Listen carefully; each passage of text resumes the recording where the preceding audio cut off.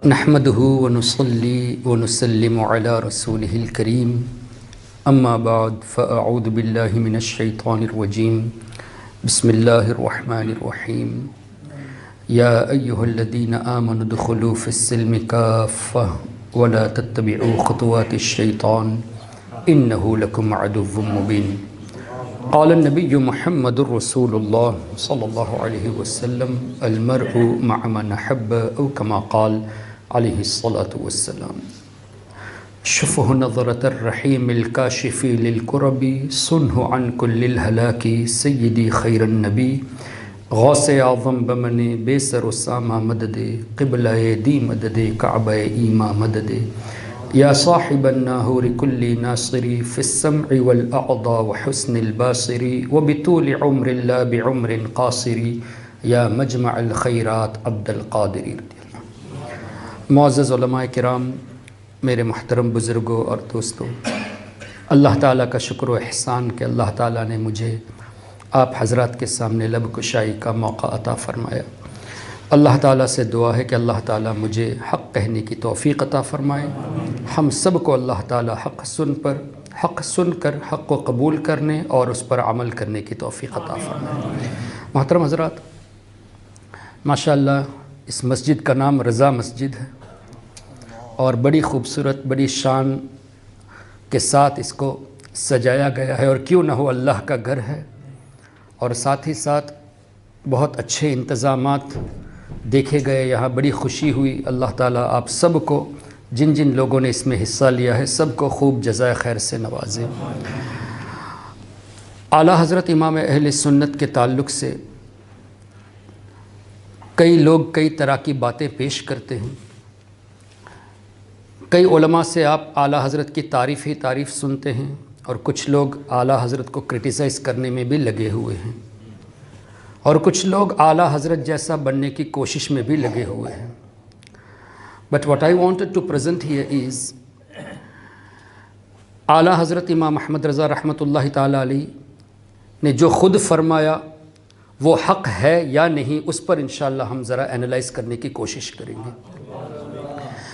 اللہ تبارک و تعالیٰ نے قرآن کریم میں ارشاد فرمایا نبی پاک صلی اللہ تعالیٰ علیہ وسلم کے تعلق سے، اور حضور علیہ الصلاۃ والسلام کی شان اس انداز سے بیان فرمائی کہ فرمایا لا اقسم بہذا البلد. سب جانتے ہیں اس کا ترجمہ مفہوم، اللہ نے شہر مکہ کی قسم یاد فرمائی. Now what is the reason behind that? Do you find immediate next verse saying that مجھے اس شہر کی قسم اس لیے کہ یہاں کعبہ معظمہ ہے؟ Or do you find any verse which elaborates کہ مجھے اس شہر مکہ کی قسم اس لیے کہ یہاں عرفات ہے؟ You ask anyone who recites the Holy Quran by looking at it or on memory. If you say لا اقسم بهذا البلد ووالد ولا ولد, immediately you will object کہ کچھ چھوٹ رہا ہے. کیا چھوٹ رہا ہے؟ لا اقسم بهذا البلد ووالد ولد کے درمیان کیا چھوٹ رہا ہے؟ وانت حل بهذا البلد. مجھے اس شہر مکہ کی قسم اس لیے کہ اے محبوب آپ اس شہر میں ہیں. سو اللہ تعالیٰ اس شہر مکہ کی قسم یاد فرماتا ہے، اور سبب خود رب نے فرمایا اے میرے حبیب you are dwelling in this city. اس آیت پر اعلیٰ حضرت کی نظر پڑی، اور اسی طرح ایک اور جگہ پہ اللہ تعالیٰ نے ارشاد فرمایا لعمرک انہم لفی سکرتہم یعمہون. اللہ کچھ بات فرمانا چاہتا ہے اپنے حبیب سے، فرمانے سے پہلے ایک فرماتا ہے لعمرک اے میرے حبیب آپ کی زندگی کی قسم. ایک اور جگہ پہ اعلیٰ حضرت نے ارشاد قرآن کریم میں اللہ نے ارشاد فرمایا وقیلہ یا ربی ان ہؤلاء قوم لا یؤمنون. ہمارے آقا صلی اللہ علیہ وسلم نے فرمایا اے رب ان ہؤلاء قوم لا یؤمنون، یہ قوم ایمان نہیں لا رہی.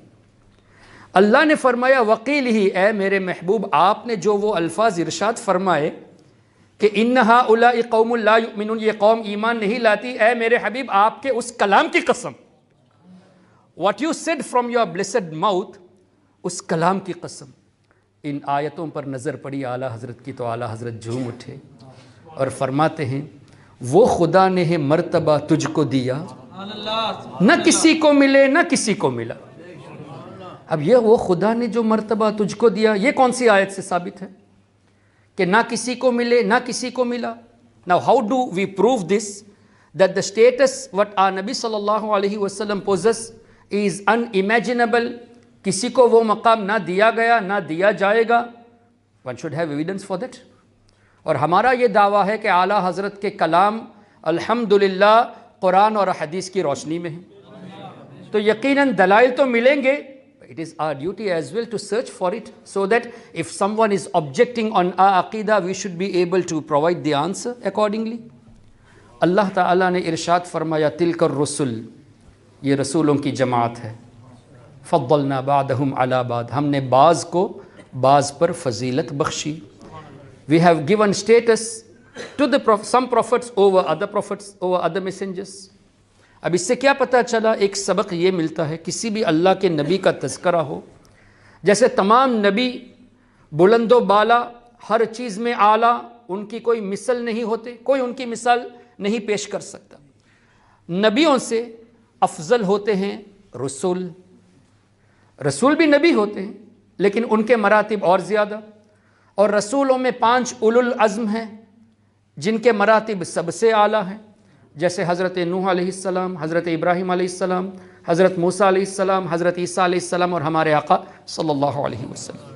اب اللہ نے جو یہ فرمایا فضلنا بعدہم علی بعد، ہم نے بعض کو بعض پر فضیلت دی، اس سے یہ سبق ملا کہ کبھی یہ نہیں کہنا چاہیے کہ حضرت یوسف علیہ السلام مرتبے میں حضرت نوح علیہ السلام سے کم ہے، اس طرح نہیں کہنا چاہیے، بلکہ یہ کہنا چاہیے کہ حضرت موسیٰ علیہ السلام کا مرتبہ زیادہ ہے. یعنی زیادتی کی طرف بات ہونی چاہیے، کسی نبی کو کم کر کے نہیں دکھانا چاہیے کہ حضرت یعقوب علیہ السلام حضرت موسیٰ علیہ السلام سے مرتبے میں کم ہے، ایسا نہیں.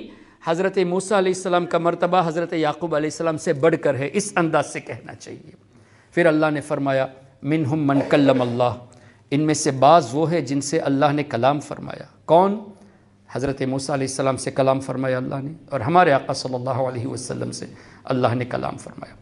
And immediately next part of that verse وَرَفَعَ بَعْدَهُمْ دَرَجَاتٍ، ہم نے ہمارے حبیب صلی اللہ علیہ وسلم کو ان تمام رسولوں سے درجوں بلند کیا. اللہ نے یہ نہیں فرمایا کہ میں نے آدم علیہ السلام سے 1,00,000 درجہ بلند کیا، موسیٰ علیہ السلام سے 2,00,000 درجے بلند کیے، نوح علیہ السلام سے 3,00,000 درجے بلند کیے. نہیں، درجات. اللہ did not fix a limit there for us to know کہ حضور کا مرتبہ کتنا ہے. When we are unaware، اللہ کے نزدیک تو ایک مرتبہ ہے حضور کا. In our sight Allah has not kept a limit. When we are unaware، how could some say تم حضور کی اتنی تعریف کرتے ہو کہ اللہ سے ملا دیتے ہو. So you should ask those people what is the limit of Allah, beginning of Allah, and where the end is نبی کریم صلی اللہ علیہ وسلم. جب حضور کا مرتبہ اللہ نے ہمارے سامنے مقرر کیا ہی نہیں، how are we to say that this is the limit of نبی کریم صلی اللہ علیہ وسلم. اس طرف اعلیٰ حضرت کا ذہن گیا تو بتاتے ہیں دیکھو حضور علیہ السلام کا مرتبہ اللہ تعالیٰ نے اتنا بلند کیا کہ درجوں بلند فرمایا، کوئی لمٹ نہیں رکھی. اور حضور کا مرتبہ ایسا ہے کہ وہ مرتبہ کسی کو نہ دیا گیا نہ دیا جائے گا.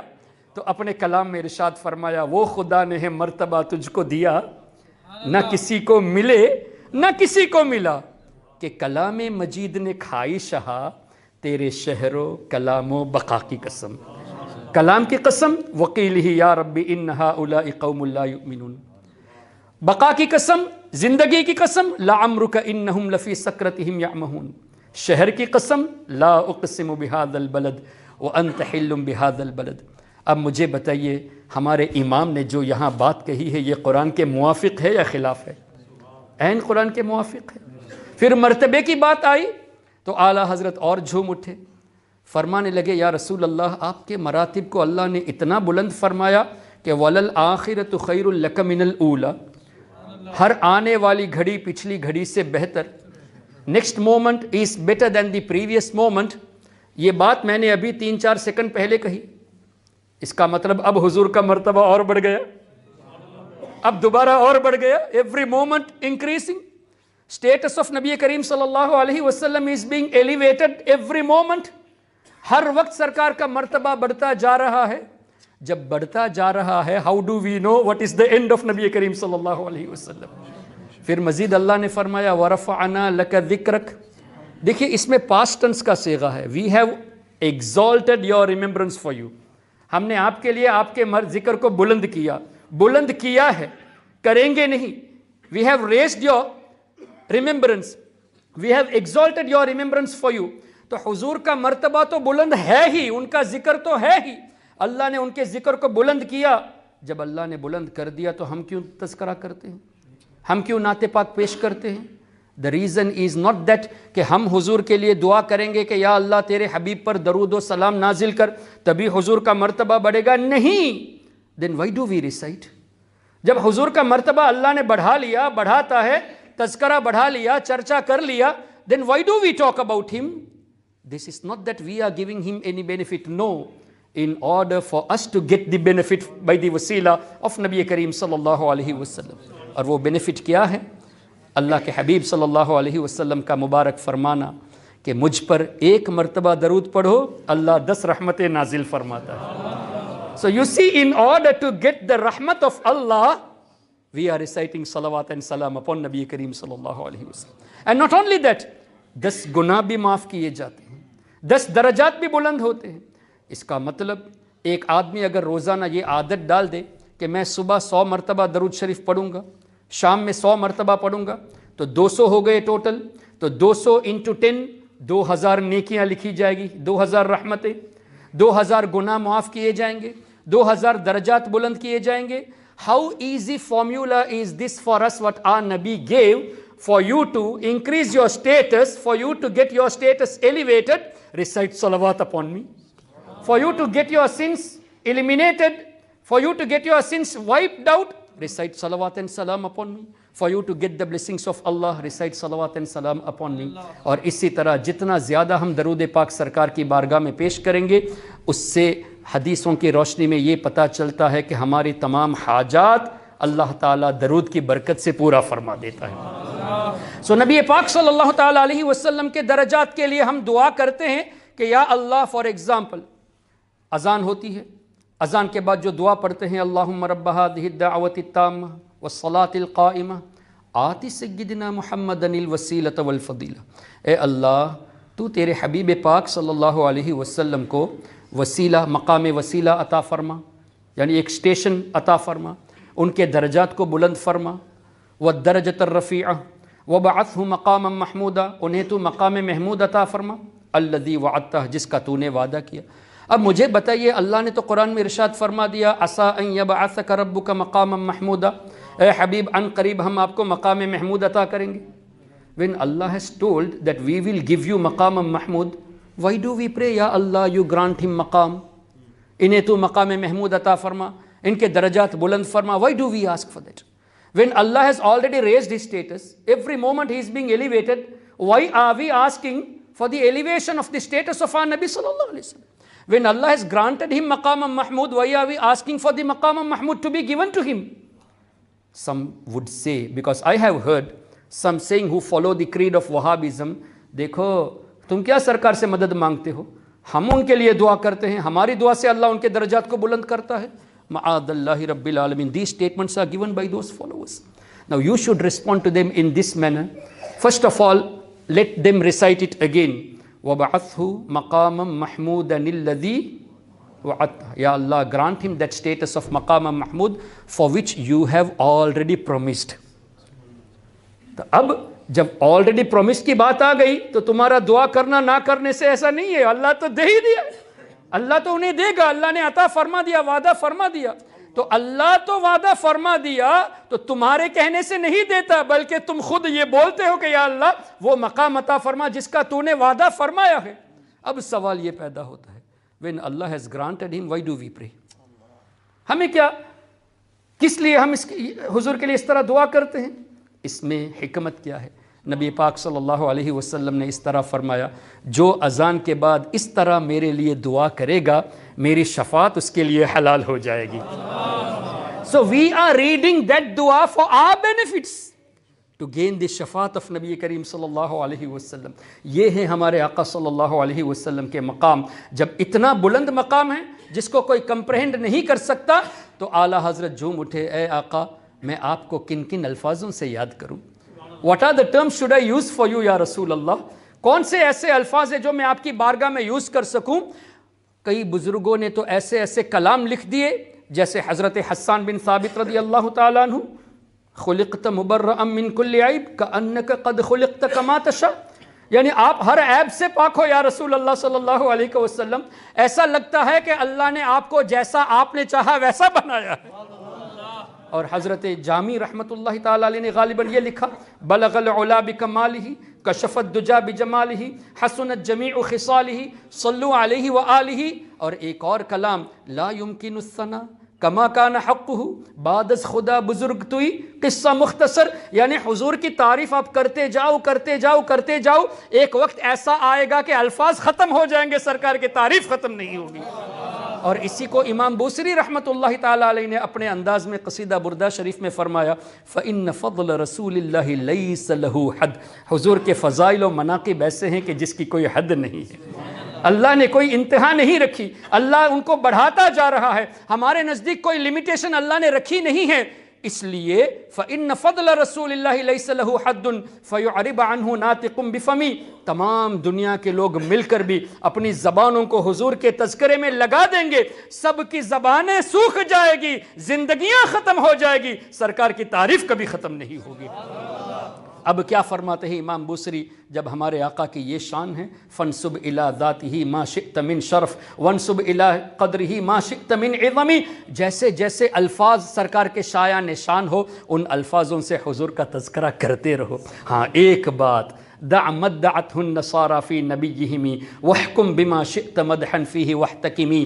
آقا کریم صلی اللہ علیہ وسلم کو ایسا مت کہنا جیسے کرسچینس نے حضرت عیسیٰ علیہ السلام کے تعلق سے کہا. کیا کہا؟ اللہ کا بیٹا.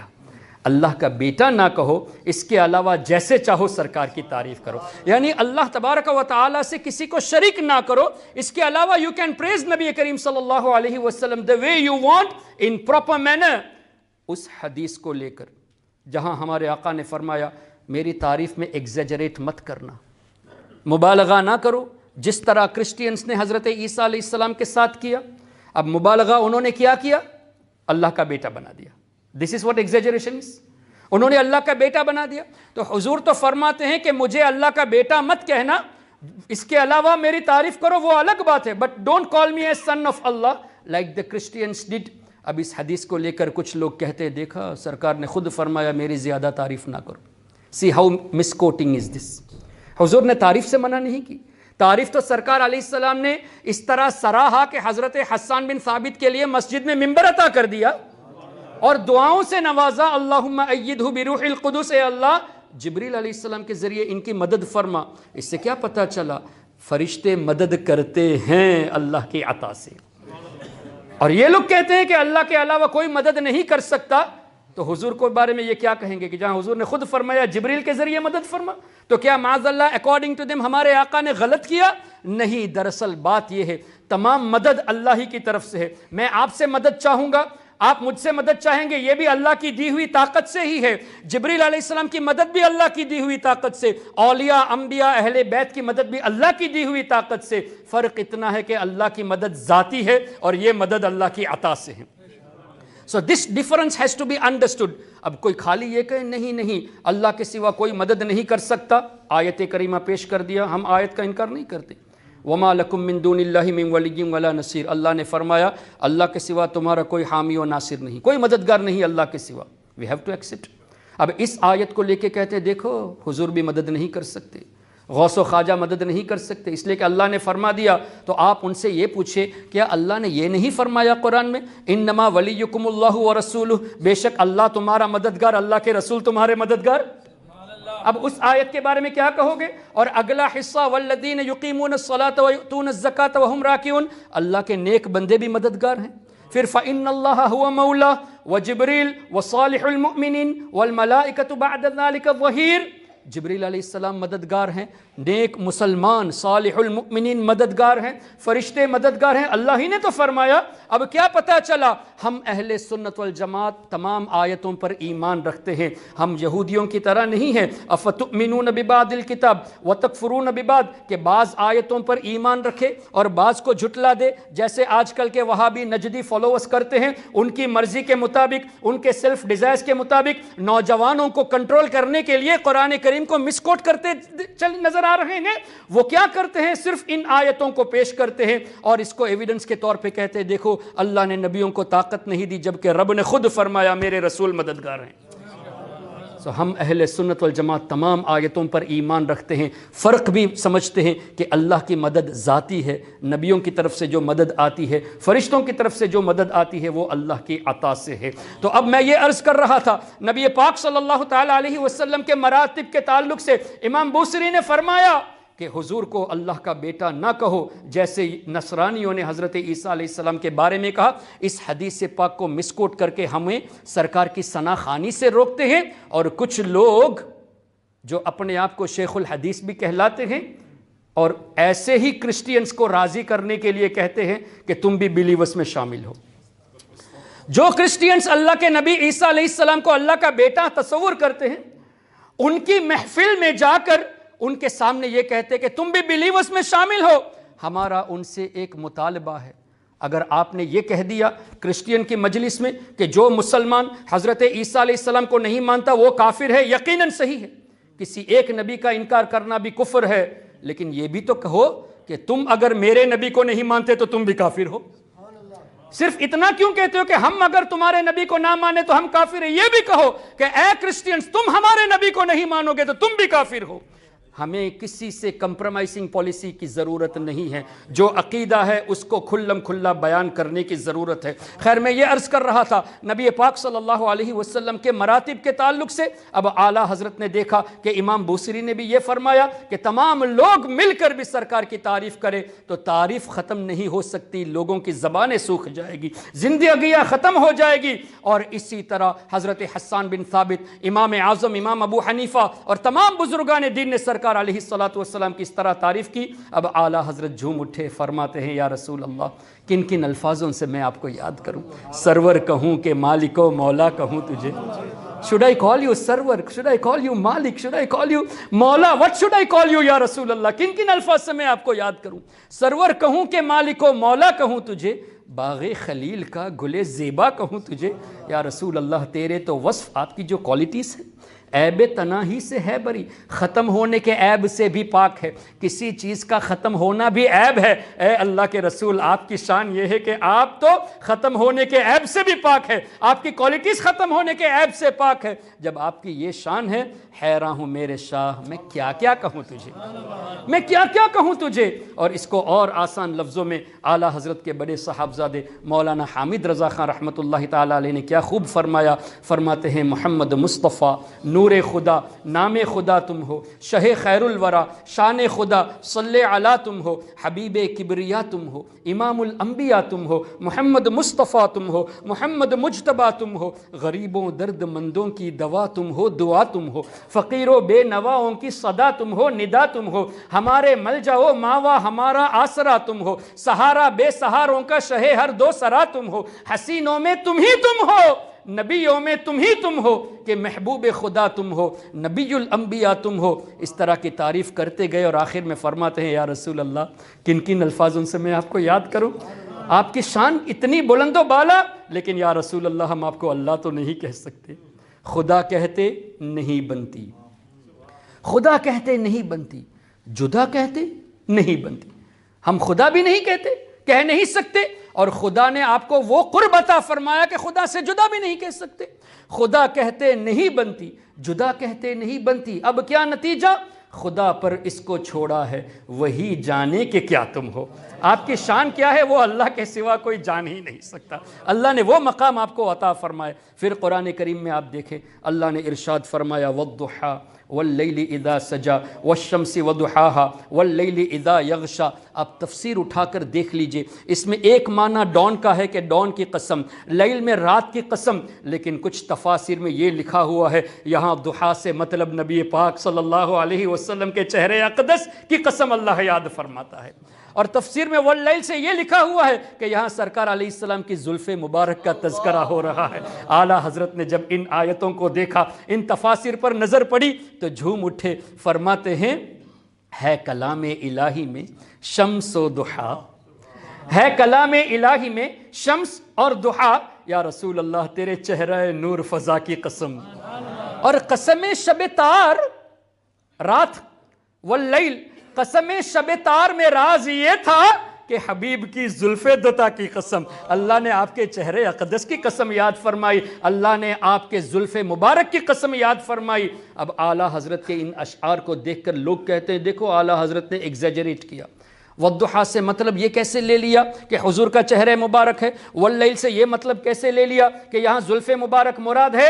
اعلیٰ حضرت نے اپنی طرف سے نہیں، وہ اگر تفاسیر پڑھے ہوتے تو ہرگز یہ آبجیکشن نہ کرتے.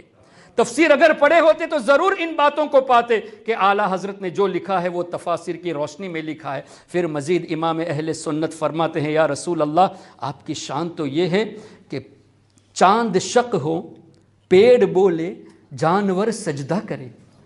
چاند شق ہو، پیڑ بولے، جانور سجدہ کرے. اب چاند کا شق ہونا didn't we find in the احادیث کہ نبی پاک صلی اللہ علیہ وسلم نے اپنی مبارک انگلی کا اشارہ فرمایا، چاند کے دو ٹکڑے ہو گئے. اللہ اکبر. تو اس حدیث کی طرف اشارہ کرتے ہوئے اعلیٰ حضرت فرماتے ہیں چاند شق ہو، پیڑ بولے، درخت کا بولنا. ایک مرتبہ ایک شخص نبی پاک کی بارگاہ میں آیا اور کہا اے محمد صلی اللہ علیہ وسلم میں آپ پر ایمان لانا چاہتا ہوں لیکن I want to see some miracle. اس طرح کی بات کہی. کیا دیکھنا چاہتے ہو؟ مفہوم میں بتا رہا ہوں. انہوں نے عرض کی کہ میں چاہتا ہوں کہ وہاں جو ندی کے اس طرف ایک درخت ہے، وہ درخت آپ کی بارگاہ میں آئے اور وہ آپ کے حکم پر آئے، آپ اسے بلائیے تاکہ میں آپ پر ایمان لاؤں. حضور علیہ الصلاۃ نے یہ تو نہیں فرمایا کہ میں بلا لیتا ہوں وہ آ جائے گا، یا مجھ میں کیا طاقت، میں کیسے اس کو حکم دے سکتا ہوں، اس کے تو پیر بھی نہیں ہیں. It doesn't have feet. سرکار علیہ السلام نے فرمایا تم جا کے کہو کہ میں بلا رہا ہوں. You go and tell the message that I am calling that tree. حضور علیہ السلام کا پیغام پہنچا، وہ اپنی روٹ سے باہر نکلا درخت اور بغیر پیروں کے سرکار کی بارگاہ میں چل کر تشریف لایا. اللہ. سرکار علیہ السلام کی بارگاہ میں حاضر ہو کر حضور کا کلمہ پڑھا، یا الصلاۃ والسلام علیک یا رسول اللہ پڑھا. پیڑ شق، چاند شق ہو، پیڑ بولے. اب درخت بول رہے ہیں، سرکار کی بارگاہ میں آ کے کلمہ پڑھ رہے ہیں، درود پاک پڑھ رہے ہیں. یہ بولنا یہ اعلیٰ حضرت کا کلام حدیث کی روشنی میں دیکھا نا. پھر اسی کو امام بوصیری نے بھی کیا خوب تذکرہ فرمایا، جاءت لدعوته الاشجار ساجدۃ تمشی الیہ علی ساق بلا قدم. حضور کے بلانے پر درخت سرکار کی بارگاہ میں آیا، کیسے؟ بغیر پیروں کے آیا، بلا قدمی، بغیر قدم کے بھی سرکار کا حکم تھا تو وہ اپنی طرف سے روٹ کو نکال کر زمین سے سرکار کی بارگاہ میں حاضر ہوا. اب اس شخص نے کہا کہ میں ایک اور چیز دیکھنا چاہتا ہوں، آپ حکم دے کہ یہ درخت واپس اپنی جگہ پہ چلا جائے. سرکار کا اشارہ ہوا، درخت واپس گیا، کلمہ پڑھ لیا. اس حدیث پاک کی روشنی ہی میں امام بوصیری نے فرمایا جاءت لدعوته الاشجار ساجدۃ، اور یہاں اعلیٰ حضرت فرماتے ہیں چاند شق ہو، پیڑ بولے اور جانور سجدہ کرے. اللہ اکبر. کئی واقعات ایسے ہیں، آپ کو کئی روایات مل جائے گی کہ جانور، اونٹ وغیرہ نبی پاک صلی اللہ علیہ وسلم کی بارگاہ میں حاضر ہوتے. اونٹ کو جب کوئی شکایت کرنی ہوتی اپنے مالک کی، سرکار کی بارگاہ میں سجدہ کرتے اور حضور کے کان میں کچھ کہتے. حضور علیہ السلام نے مالک کو بلایا، کہا کہ تم اس سے جتنا کام لیتے ہو اس کو اتنا آرام نہیں دیتے، یعنی کام زیادہ لیتے ہو، کھانا وغیرہ کم دیتے ہو، یہ مجھے اس اونٹ نے شکایت کی ہے. اللہ اکبر. تو اونٹ کی بولی بھی نبی پاک صلی اللہ علیہ وسلم سمجھتے ہیں اور یہ جانور حضور کی بارگاہ میں سجدہ بھی کرتے ہیں. جانور کو پتا ہے کہ حضور دافع البلا ہے. جانور اس چیز کو سمجھتے ہیں کہ میرے آقا صلی اللہ علیہ وسلم کی بارگاہ میں عرضی لگائیں گے تو ہمارا کام بن جائے گا. اور آج کلمہ پڑھنے والے کچھ لوگ ایسے ہیں جو کہتے ہیں کہ حضور کچھ نہیں کر سکتے، مر کر مٹی میں مل گئے. He has dead and gone mixed with the sand. He is unable to even listen to our call. تو کیا یہ جانور سے بدتر ہونا ثابت نہیں ہوتا اس سے؟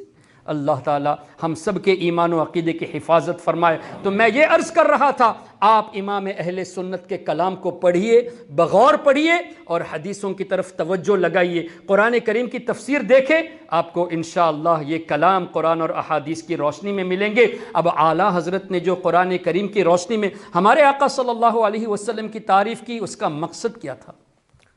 امام بوصیری نے تعریف کی، مقصد کیا تھا؟ امام جامی نے تعریف کی، مولانا جلال الدین رومی نے تعریف کی، حضرت پیر مہر علی شاہ صاحب نے سرکار کی ثنا بیان کی، کتنے شعراء نے، بڑے بڑے بزرگوں نے بیان کیا۔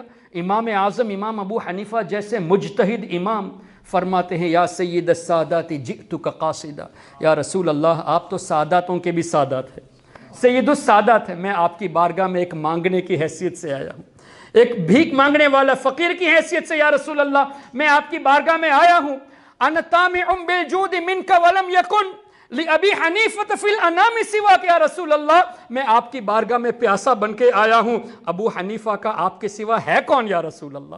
دیکھو امام اعظم کا عقیدہ کتنا پختہ۔ میں نے ایک واقعہ یہ سنا تھا کہ نبی پاک صلی اللہ علیہ وسلم کی بارگاہ میں جب امام اعظم حاضری دینے گئے تھے روضہ اقدس پر، تو جب مدینہ شریف گئے تو مؤذن اپنے کمرے میں بیٹھ کر یہ قصیدات پڑھ رہا تھا، یا سید السادات جئتک قاصدا ارجو رضاک واحتمی بحماک، جو امام اعظم کی لکھی ہوئی ہے۔ امام اعظم کے کان تک وہ بات آئی، آواز آئی، امام اعظم مؤذن کے پاس گئے، اپنے حجرے میں وہ پڑھ رہا تھا، پوچھا تم جو قصیدہ پڑھ رہے تھے یہ کس کا لکھا ہوا ہے؟ کہا کہ یہ نعمان بن ثابت امام ابو حنیفہ کا لکھا ہوا ہے۔ کہا کہ تم جانتے ہو وہ کون ہے؟ جبکہ امام اعظم خود موجود تھے۔ انہوں نے کہا کہ نہیں میں انہیں جانتا نہیں۔ تو تمہیں یہ قصیدہ پتہ کیسے چلا؟ اس لیے کہ امام اعظم نے اس قصیدے کو ابھی ظاہر نہیں کیا تھا۔ فرمایا کہ تمہیں اس قصیدے کا پتہ کیسے چلا؟ تو وہ مؤذن فرماتے ہیں اس دور کے، امام اعظم کے دور کے، کہ میں نے خواب میں حضور علیہ السلام کا دیدار کیا اور حضور کے سامنے یہ قصیدہ پڑھا جا رہا تھا، میں نے اس کو یاد کر لیا اور اس کی تلاوت کرتا ہوں۔ کیا مقبولیت اللہ تعالیٰ نے امام اعظم کو عطا کی تھی۔ اب بتانا کیا چاہ رہا ہوں، what was the mission, what was the motive, what was the purpose for all these great scholars to love and respect and to praise نبی کریم صلی اللہ علیہ وسلم۔ ایک چیز سمجھ میں یہ آتی ہے کہ سب نے حدیثوں میں پڑھا ہے کہ کل بروز قیامت ہم سب، اس وقت دنیا میں کتنے لوگ ہیں؟ تقریباً 7 بلین۔ آج سے 100 سال پہلے کتنے تھے؟ وی ڈونٹ نو۔ 200 سال پہلے؟ We don't know. آج سے 100 سال کے بعد کتنے ہوں گے؟ We are unable to tell you in advance. 200 سال کے بعد کتنے بلینس ہوں گے؟ We don't know that. نعرہ تکبیر، نعرہ رسالت، علماء اہل سنت، اللہم صلی وسلم۔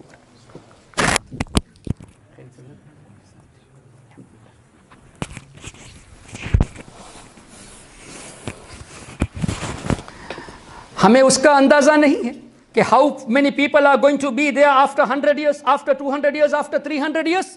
تو یہ بلینس آف لوگ حدیث پاک کی روشنی میں کل روز قیامت، یعنی ہم بھی شامل ہوں گے اس میں، سب کے سب جائیں گے حضرت آدم علیہ السلام کی بارگاہ میں۔ حضرت آدم علیہ السلام کی بارگاہ میں جا کے ان کی تعریف کریں گے کہ آپ کو اللہ نے اپنا خلیفہ منتخب فرمایا، اللہ نے آپ کو نبوت سے نوازا، آج ہم آپ سے مدد چاہتے ہیں۔ کیا پتہ چلا؟ بروز قیامت in the court of Allah تبارک و تعالی praising a Nabi of Allah will be held and seeking assistance from a Nabi of Allah will be held۔ اب جو چیز قیامت میں ہونے والی ہے وہ بھی اللہ کے کورٹ میں، اگر شرک ہوتا تو یقیناً اللہ تعالیٰ اس کی جگہ ہی نہیں دیتا۔ The thing which is permissible on the day of judgment, how could that be wrong in this دنیا؟ جو وہاں ہونے والا ہے اللہ کے کورٹ میں، وہ اگر ہو رہا ہے تو یہاں کیسے شرک ہوگا؟ نبیوں کی شان بیان کرنا، نبیوں کا وسیلہ لینا، نبیوں سے مدد مانگنا۔ اور حضرت آدم علیہ السلام جتنے بھی اللہ کے نبی آئے کفر اور شرک کو مٹانے آئے تھے، اللہ کے تمام نبی کفر و شرک کو مٹانے آئے تھے، تو انہوں نے کیا جواب دینا ہے وہاں پہ؟ کیا جواب دیں گے؟ اذهبوا الى غیری، تم کسی اور کی طرف جاؤ۔ یہ تو نہیں کہیں گے کہ تم شرک کرتے ہو میری مدد مانگ کے، بلکہ یہ فرماتے ہیں کہ کسی اور کی طرف جاؤ۔ پھر ہم سب پوچھیں گے کہ اے اللہ کے نبی کہاں جائے؟ تو فرمائیں گے کہ حضرت نوح علیہ السلام کے پاس جاؤ۔ بخاری شریف، مسلم شریف میں یہ روایت آپ کو مل جائے گی جس کا مفہوم میں بتا رہا ہوں۔ پھر ہم سب in billions, everyone will be there at the holy court of Nabi Nuh alayhi salam. We will praise him and we will request him for assistance, his assistance. He will also say, go to Ibrahim alayhi salam, and we all will gather there. آپ تو اللہ کے خلیل ہے, اللہ تعالیٰ نے آپ کو خلت سے نوازا ہے. He has given you so much of excellence. We need your assistance. He will direct us towards Hazrat Musa alayhi salam. Hazrat Musa alayhi salam will direct us towards Hazrat Isa alayhi salam. And finally Hazrat Isa alayhi salam will say, آپ ان کے پاس جاؤ ہو جو ہم سب کے نبی ہے, جو ہم سب کے آقا ہے. جب حضور کی بارگاہ میں جائیں گے تو حضور یہ نہیں فرمائیں گے اذهبوا الى غیری, اگر فرما دیں تو ہم جائیں کہاں. سرکار علیہ السلام تو فرمائیں گے انا لہا, میں تو اسی لیے ہوں, میں شفاعت کرنے کے لیے ہوں. اس کا مطلب یہ نہیں ہوا کہ حضرت آدم شفاعت نہیں کریں گے, ہرگز ایسا نہیں ہے. ایوری پروفٹ ول ڈو شفاعت, ول انٹرسیڈ. دکھانا یہ مقصود ہے کہ شفاعت ہم کریں گے, لیکن شفاعت کا دروازہ پہلے ہمارے آقا کھولیں گے. After he opens the door of the intercession, we will do the shafaat. Allah Akbar.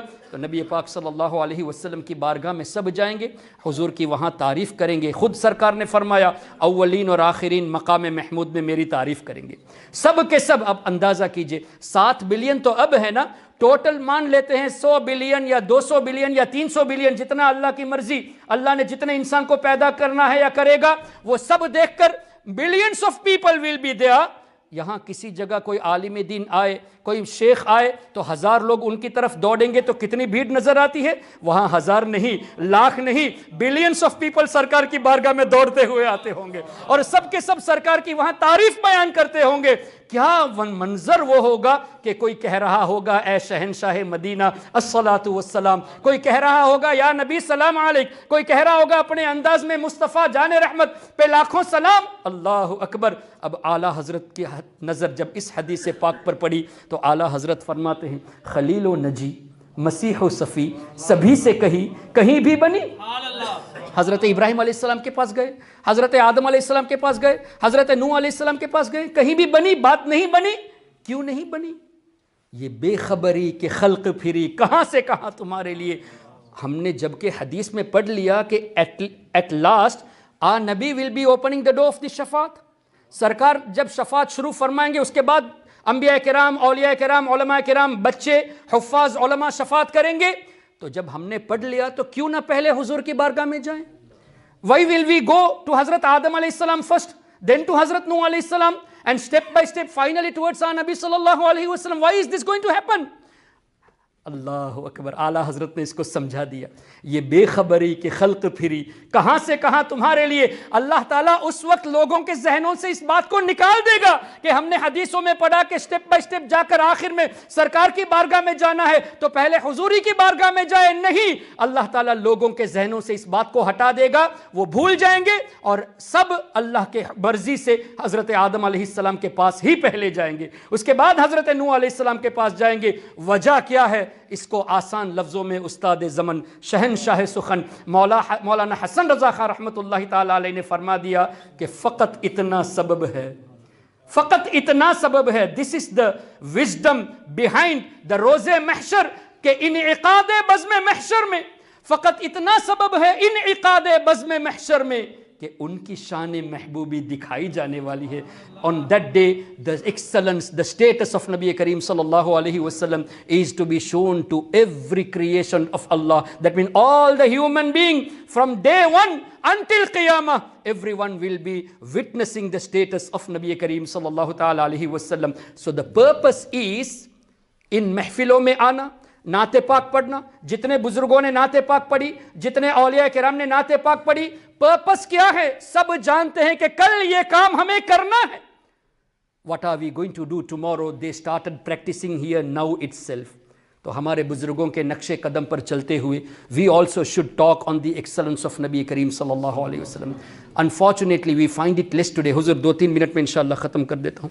Unfortunately we find it less today کہ کتنے لوگ ایسے ہوں گے جو روزانہ کم سے کم 15-20 منٹ کے لیے ایک میل بچوں کے ساتھ کرے, فیملی کے ساتھ, اور بچوں کو یہ سمجھائے کہ ہمارے آقا صلی اللہ علیہ وسلم کی یہ شان تھی, ہمارے آقا صلی اللہ علیہ وسلم عام بچوں کی طرح نہیں تھے.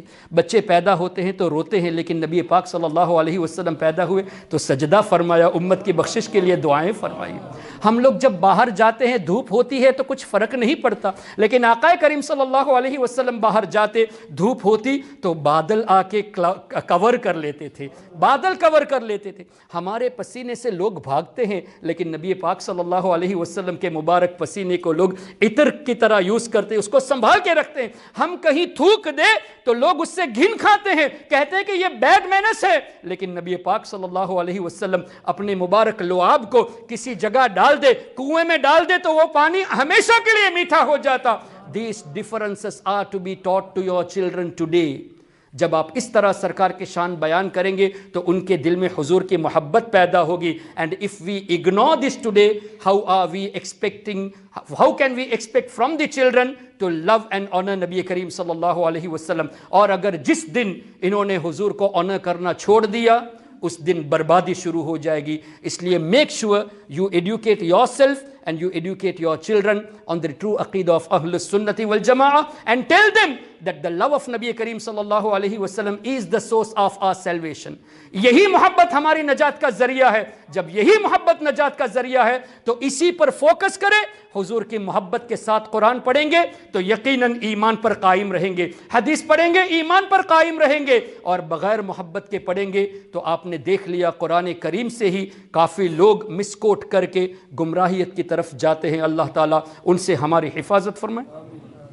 نوجوانوں کو یہ تھوڑا سا لیسن دے دیں کہ آج کل جو میڈیا کے ذریعے عقائد خراب ہو رہے ہیں، جی جی، وہ کس طریقے سے وہ فائنڈ آؤٹ کریں کہ جی صحیح عقائد والے لوگ جی کس کو دیکھنا جی چاہیے. جی حضور اجازت ہے. اللہم صلی وسلم مبارک علیہ. It's a very good point mention by حضرت کہ آج میڈیا کے ذریعے جو خرافات پھیل رہی ہے اس سے ہمارے نوجوان کیسے بچے. Because very unfortunately every one is trying to become Google مفتی ٹوڈے. گوگل میں مسئلہ ٹائپ کر دیا، آپ کسی چیز کو ریسرچ کرنا ہے گوگل میں ڈالے، وہ الگ بات ہے، لیکن اسلامک میٹرز کے لیے گوگل کا بھروسہ نہ کریں، اس لیے کہ اس میں سنیوں سے زیادہ دوسروں کے پیغام ہیں. وہابی فالوورز کے زیادہ ہے، شیعوں کے زیادہ ہے، قادیانیوں کے زیادہ ہے. And if our children, our youth, if they are following their sides, then they are going towards the wrong path. I'll tell you a few examples. اللہ تبارک و تعالی نے قرآن کریم میں ارشاد فرمایا وَعِنْدَهُ مَفَاتِحُ الْغَيْبِ لَا يَعْلَمُهَا إِلَّا هُ. غیب کی چابیاں اللہ کے پاس ہے، اللہ کے سوا کوئی غیب نہیں جانتا. ہم مانتے ہیں کہ اللہ کے سوا کوئی غیب نہیں جانتا. اب ان لوگوں نے کیا کیا، اسکول ٹیکسٹ بک جب پبلش کی اور انٹرنیٹ میں بھی اس کو ڈالا کہ دیکھو اللہ کے نبی کو غیب کا علم نہیں ہے، یہ ہیڈنگ ڈال دیا. یہ بکس موجود ہیں، آپ دیکھ سکتے ہیں، جو بلال فلپس، ڈاکٹر محسن خان اور اسی طرح وہابی فالوورز کی جو سلیبس ہے ان میں آپ دیکھ سکتے ہیں باقاعدہ ہیڈنگ ڈالی ہے. ہم پوچھیں گے تو کہیں گے کہ بھئی قرآن میں اللہ نے کہا کہ اللہ کے سوا کوئی نہیں جانتا اس لیے ہم نے لکھا. تو ہم ان سے پوچھیں گے کہ قرآن میں اللہ نے یہ بھی تو فرمایا کہ میں اپنے رسولوں کو غیب دیتا ہوں، الا من ارتضی من رسول، تو ان آیتوں کا تذکرہ کیوں نہیں کرتے؟ So this is how they trying to brainwash your children. اس طرح کے کئی مثالیں قرآن کریم سے ہیں جس کو وہ یوز کرتے ہیں. ایک اور مثال میں آپ کو دے دوں. پہلے میں آپ سے یہ پوچھنا چاہتا ہوں، کیا اللہ کے نبی صلی اللہ علیہ وسلم کبھی قرآن کے خلاف جا سکتے ہیں؟ یس اور نو؟ اگر کوئی عقیدہ رکھے کہ حضور علیہ السلام قرآن کے خلاف گئے تو کافر ہو جائے گا، ایمان سے خالی ہو جائے گا. اب اللہ نے سرکار علیہ السلام کو حکم دیا قل لا اقول لکم عندی خزائن اللہ، اے حبیب آپ فرما دیجئے کہ میرے پاس خزانے نہیں ہیں. اب اس آیت کریمہ کو لے کر کہتے ہیں کہ حضور کے پاس کوئی خزانہ نہیں. Why are you seeking help from نبی کریم صلی اللہ علیہ وسلم when Allah told him that you say I do not possess treasures. اب ہمارے نبی قرآن کے خلاف تو جا نہیں سکتے، لیکن حدیث سے کثیر تعداد میں موجود ہے. حضور علیہ السلام نے فرمایا اوتیت مفاتیح خزائن الارض، زمین کے خزانوں کی چابیاں مجھے دی گئی. یہ نہیں فرمایا کہ زمین کے ایک خزانے کی ایک چابی دی گئی، نو، مفاتیح چابیاں، خزائن جتنے خزانے ہیں اس کی جتنی چابیاں ہیں سب نے اللہ نے میرے ہاتھ میں دے دیا. اب اس حدیث کے بارے میں کیا کہو گے کہ یہ قرآن کے خلاف حضور نے بتایا؟ اپیرنٹلی بظاہر تو یہ نظر آتا ہے کہ یہ کنٹراڈکٹ ہو رہا ہے، اس لیے کہ اللہ نے سرکار علیہ السلام سے فرمایا آپ کہہ دیجئے میرے پاس خزانے نہیں ہیں، لیکن حضور نے یہ بھی فرمایا میرے پاس خزانے نہیں، یہ بھی فرمایا خزانوں کی چابیاں مجھے دی گئی ہے. پھر سرکار علیہ السلام نے یوں بھی تو فرمایا، بخاری شریف میں 5-6 جگہوں پہ یہ حدیث ہے، واللہ یعطی انما انا قاسم، اللہ دیتا ہے میں ہی بانٹنے والا ہوں۔ لیکن ان لوگوں نے ترجمہ کیا اللہ دیتا ہے میں تو خالی بانٹنے والا ہوں، Allah is the giver, I am just a distributor. انما انا قاسم ہے، یہاں جسٹ اے ڈسٹریبیوٹر نہیں، آئی ایم دا ڈسٹریبیوٹر، میں ہی اللہ کی نعمتوں کو بانٹنے والا ہوں۔ نعمت بانٹنے والے کے پاس خزانہ ہوگا تبھی تو بانٹا جائے گا۔ تو یہاں بھی حضور علیہ السلام فرماتے ہیں میرے پاس خزانے ہیں، لیکن apparently this also goes against the Quran. ان لوگوں نے کیا اسکول ٹیکسٹ بک میں بچوں کے ذہنوں کو خراب کرنے کے لیے انٹرنیٹ کے ذریعے یہ ہیڈنگ ڈال دی کہ حضور کچھ نہیں کر سکتے، یہ پیغام دینا چاہ رہے ہیں کہ نبی پاک صلی اللہ علیہ وسلم کے پاس کچھ بھی نہیں، اور اگر کسی کے پاس یہ حدیث سے ملے تو اس پر توجہ نہ دے بلکہ قرآن کریم کی اس آیت کو لے کر باقی تمام باتوں کو بھول جائے۔ In other words, they are trying to say our Nabi went against the Quran. Now how danger it is for your children if you do not educate your children with this. اب سنیے جواب نبی پاک صلی اللہ علیہ وسلم سے ضرور اللہ نے فرمایا، آپ فرما دیجئے کہ میرے پاس خزانے نہیں، اس کا مطلب یہ ہے کہ جو خزانے میرے پاس ہے یہ میرے اپنے نہیں، اللہ کے دیے ہوئے ہیں۔ I do not claim that I have the treasures.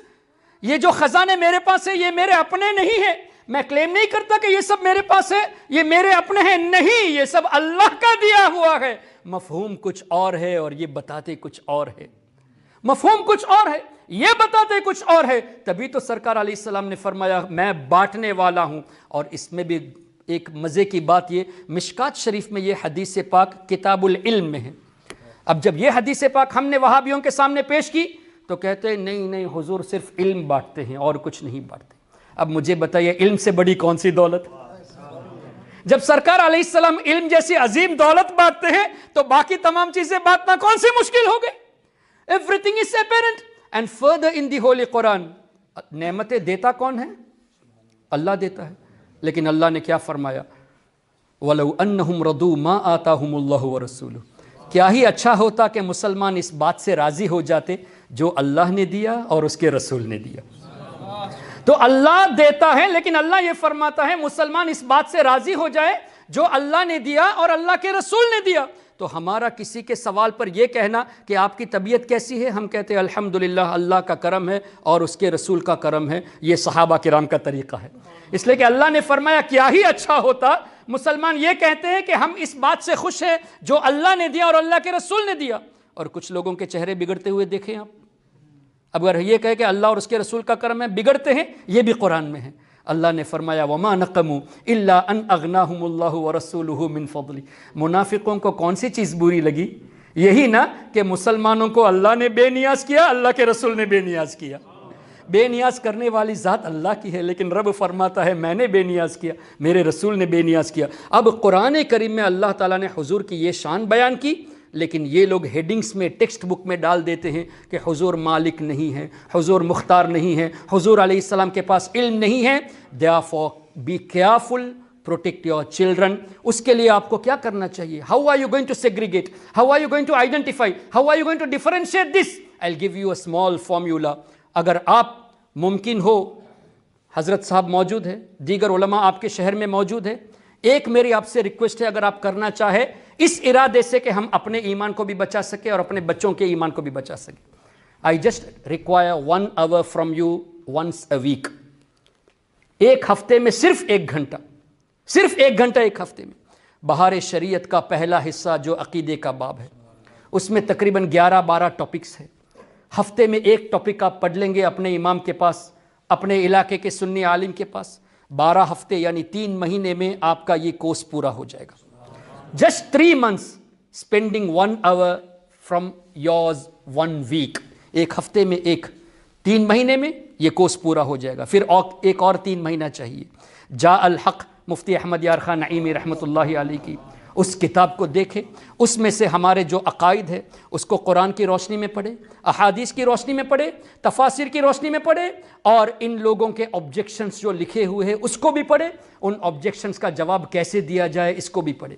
6 مہینے لگا دے آپ یقین مانیے توجہ سے اگر آپ 6 مہینہ لگا کر یہ 2 کتابیں پڑھ لیں گے، آپ خود اتنے مضبوط ہو جائیں گے کہ کوئی بھی آپ کے ایمان کو بگاڑ نہیں سکتا۔ اور اپنے بچوں کو بھی ضرور تعلیم دے تاکہ ان کو پتہ ہو جو یہ لوگ آبجیکشن کے لیے آیتیں پیش کرتے ہیں، جو حدیثیں پیش کرتے ہیں، اس کو کیسے مسکوٹ کیا ہے اور کیسے جواب دیا جائے، یہ آپ بچوں کو بھی سکھائے۔ وہ کب سکھائیں گے؟